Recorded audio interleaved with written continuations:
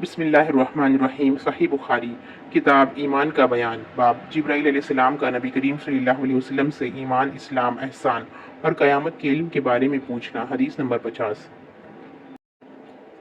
کان النبی صلی اللہ علیہ وسلم بارزا یوما للناس فاتاه جبریل فقال ما الایمان قال الایمان ان تؤمن باللہ وملائکتہ وبلقائہ ورسلہ وتؤمن بالبعث قال ما الاسلام قال الاسلام ان تعبد اللہ ولا تشرک به شیئا وتقیم الصلاة وتؤدی الزکاة المفروضة وتصوم رمضان قال ما الاحسان قال ان تعبد اللہ کأنک تراہ فإن لم تکن تراہ فإنہ یراک قال متى الساعة قال ما المسؤول عنها بعلم من السائل وسأخبرك عن أشراطها إذا ولدت الأمة ربها وإذا تطاول رواة الإبل البهم في البنيان في خمس لا يعلمهن إلا الله ثم تلا النبي صلى الله عليه وسلم إن الله عنده علم الساعة سورة لقمان آیت نمبر 34 ثم أدبر فقال ردوه فلم يروا شيئا فقال هذا جبريل جاء يعلم الناس دينهم قال أبو عبد الله جعل ذلك كله من الإيمان۔ ترجمہ۔ ایک دن نبی کریم صلی اللہ علیہ وسلم لوگوں میں تشریف فرما تھے کہ آپ کے پاس ایک شخص آیا اور پوچھنے لگا کہ ایمان کسے کہتے ہیں۔ آپ صلی اللہ علیہ وسلم نے فرمایا کہ ایمان یہ ہے کہ تم اللہ پاک کے وجود اور اس کی وحدانیت پر ایمان لاؤ، اور اس کے فرشتوں کے وجود پر، اور اس اللہ کی ملاقات کے برحق ہونے پر، اور اس کے رسولوں کے برحق ہونے پر، اور مرنے کے بعد دوبارہ اٹھنے پر ایمان لاؤ۔ پھر اس نے پوچھا کہ اسلام کیا ہے؟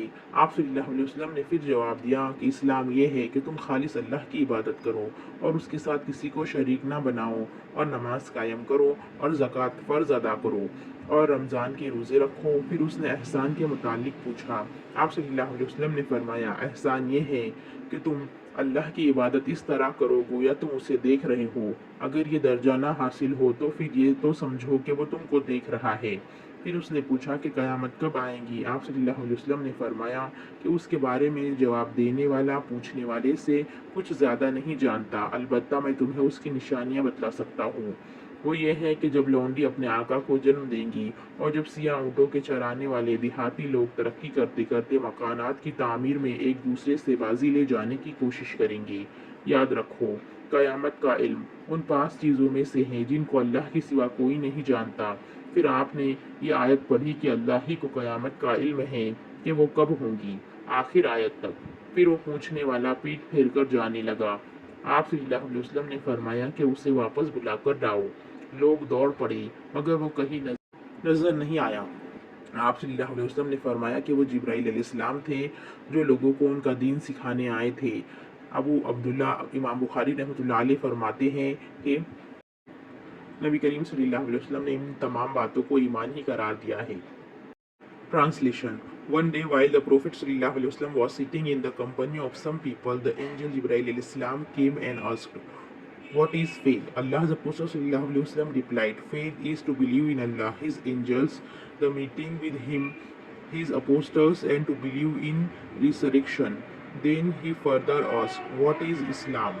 Allah's Apostle sallallahu alaihi wasallam replied, "To worship Allah alone and none else, to offer prayers perfectly, to pay the compulsory charity zakat, and to observe fast during the month of the Ramzan." Then he further asked, "What is ihsan, perfection?"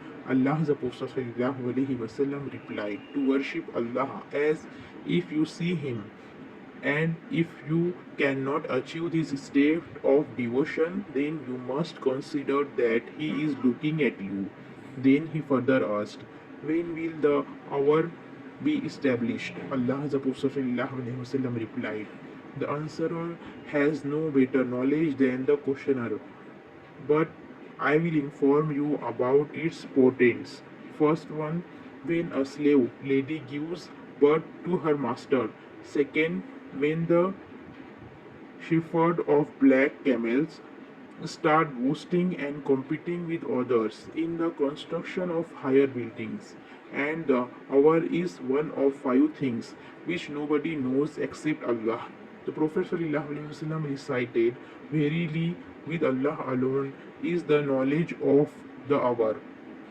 Then that man Jibril alayhi salam left, and the Prophet sallallahu alaihi wasallam asked his companions to call him back, but they could not see him.